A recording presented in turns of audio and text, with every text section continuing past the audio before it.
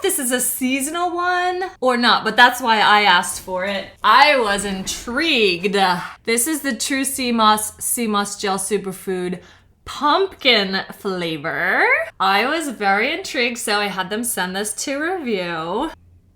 Yep, it smells like pumpkin. Purified water, pumpkin puree, water-crafted sea moss, rowan berry extract, monk fruit juice concentrate, cinnamon powder. Oh, and vanilla extract. Interesting. So maybe it should be like pumpkin pie flavor, not just pumpkin. And then ascorbic acid and cayenne pepper.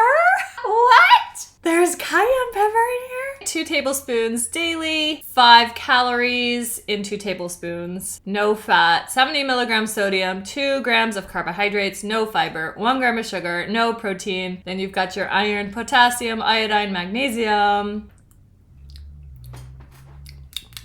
Ooh, oh my God, yes, I could. This has a kick. That's no joke. I mean, I'm not big on spices. Like, I didn't realize that had cayenne pepper in it. Who would think?